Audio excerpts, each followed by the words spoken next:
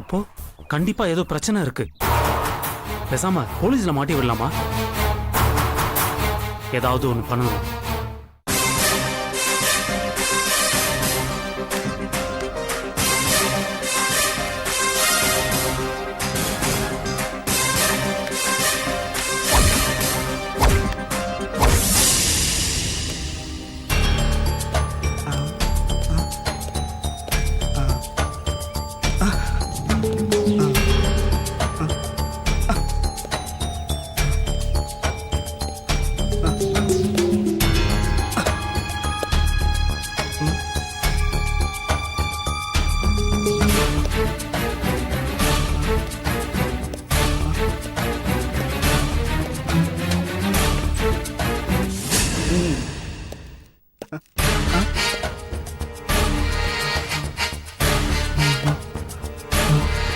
ஒரு நிமிஷம்.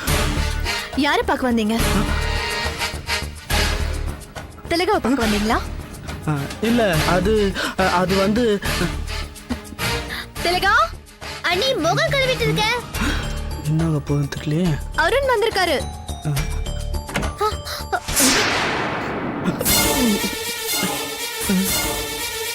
ஏய், என்ன அப்படி பார்த்துட்டு இருக்க? இவர் தானே நான் செஞ்ச கேரட் அல்வாக்கு கைக்கு தங்கவலையில் போடணும்னு சொன்னவரு. அண்ணி, அது வந்து எவ்வளவு நாளா நீங்க 2 பேரும் லவ் பண்றீங்க? 4 month. 4 மாசமா இந்த விஷயத்தை என்கிட்ட இருந்து மறைச்சிருக்க. உங்ககிட்ட நான் சொல்லணும்னு தான் நினைச்சேன், ஆனா பயமா இருந்துச்சு. எதுக்கு பயம்? நான் உன்கிட்ட ஃப்ரெண்ட் மாதிரி தானே பழகுறேன். அண்ணி மாதிரியா பிஹேவ் பண்ற? சாரி அண்ணி. அம்மா, எதுக்கு ஸ்வீட்?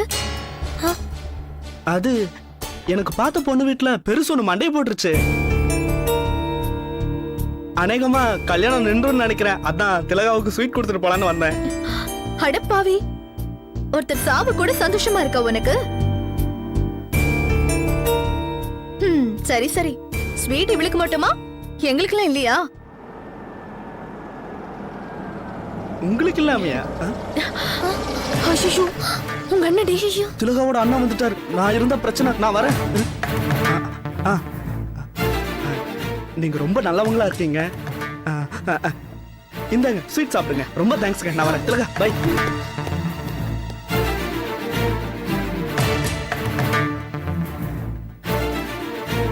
வரையர்.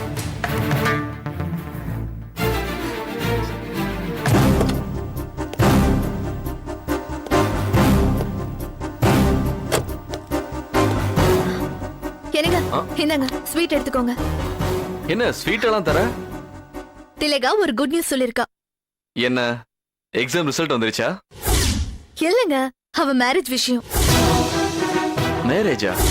ஆமாங்க, அவளுக்கு பிடிச்ச பையனை அவளே செலக்ட் பண்ணிட்டா. என்ன என்ன பழி வாங்குறதுக்கு நடவடிக்கையா? நான் இதுக்கு பழி வாங்கணும்? உண்மையை தான் சொல்றேன். திலகா, திலகா, என்ன உன் அண்ணி என்னமோ சொல்றா? உன்னதான் கேக்குறேன். ஆமாண்ணா.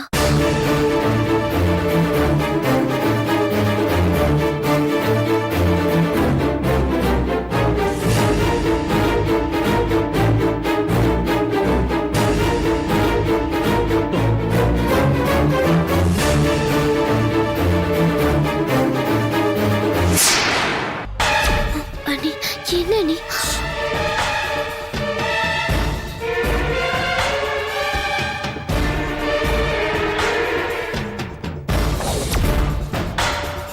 சரி, யார் அவ?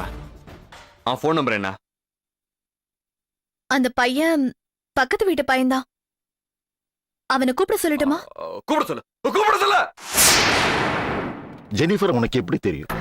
நான் படிக்கிற காலேஜில் தான் ஜெனிஃபரும் படித்தாங்க. அவங்கள எனக்கு ரொம்ப பிடிக்கும். அவங்க மேலே எனக்கு தனி மரியாதை. ஸ்டடீஸில் எனக்கு நிறைய ஹெல்ப் பண்ணியிருக்காங்க. அவங்கள மாதிரி ஒருத்தர் என் வாழ்க்கை துணையாக வந்தால் எனக்கு நல்லா இருக்கும்னு பட்டுச்சு. நான் ஒரு தடவையாக காதலிக்க ஆரம்பித்தேன். பட் அவங்கக்கிட்ட நேரில் போய் ஒரு தடவை கூட என் மனசில் இருந்த ஆசையை சொன்னதே இல்லை. அவங்களோட எல்லா விஷயத்தையும் நான் டீப்பாக அனலைஸ் பண்ணேன். காலேஜ் படித்த வரைக்கும் ஜெனிஃபர் மற்ற பொண்ணுங்களை விட படிப்பாகட்டும், பிஹேவியர் ஆகட்டும், she is gem of the person. அதனால நான் அவளை கல்யாணம் பண்ணிக்க ஆசைப்பட்டேன். எங்கள் வீட்டில் கொஞ்சம் பிரச்சனை இருந்தது. அதை முடிச்சுட்டு உங்ககிட்ட வந்து ஜெனிஃபர் எனக்கு கல்யாணம் பண்ணி கொடுக்க முடியுமான்னு கேட்கலான் இருந்தேன். ஆனால் அதுக்குள்ள இவ்வளவு நடந்துருச்சு அங்கிள். அது மட்டும் இல்ல, எங்க அம்மா தான் ஜெனிஃபர் ஏதாவது பண்ணிருப்பாங்கன்னு நினைச்சு அவங்கள போலீஸ்ல புடிச்சு கொடுத்துட்டேன். ஆனா எங்க அம்மா கொடுத்த தகவலை வச்சு சட்டவிரோதமா கருக்கலை பண்ற ஒரு இடத்துக்கு போய் ஒரு பொம்பளையை விசாரிச்சாங்க. எனக்கு அந்த பொம்பளை மேல சந்தேகம் வந்தது. 4-5 நாளா விசாரிச்சதுல ஜெனிஃபர் அங்க கூட்டிட்டு வந்த ஆள் யாருன்னு ஓரளவுக்கு நான் கண்டுபிடிச்சேன் அங்கிள். யாரு அந்த அயோக்கியன்? நான் யாருன்னு சொல்லுவேன், ஆனா நீங்க தாங்க மாட்டீங்க அங்கிள். பரவாயில்ல சொல்லுப்பா, யார் அந்த அயோக்கியம்? உங்க ஓனர் முகுந்த். என்னப்பா சொல்ற? ஆமா அங்கிள், அந்த முகுந்த ஜெனிஃபர் கர்ப்பத்தை கலைக்கிற பொம்பளை சந்திக்கிறானா என்ன அர்த்தம்? அவனுக்கும் இதுல ஏதோ சம்பந்தம் இருக்குன்னு தானே அர்த்தம். அந்த அம்மாவை நான் பார்க்கணும், ஏற்பாடு பண்ண முடியுமா? கண்டிப்பா அங்கிள், ஆனா ஒரு வேண்டுகோள். என்னப்பா? நான் உயிருக்கு உயிரா காதலிச்ச ஜெனிஃபரை இந்த நிலைமைக்கு ஆளாக்குனது அந்த முகுந்தன் தான் கன்ஃபார்ம் ஆச்சுன்னா அவனை நீங்க என்கிட்ட ஒப்படைக்கணும் அங்கிள். அவனை நான் கொல்லணும், என் கையால கொல்லணும் அங்கிள். அப்பதான் ஜெனிஃபரோட ஆத்மா சாந்தி அடையும், சாந்தி அடையும் அங்கிள்.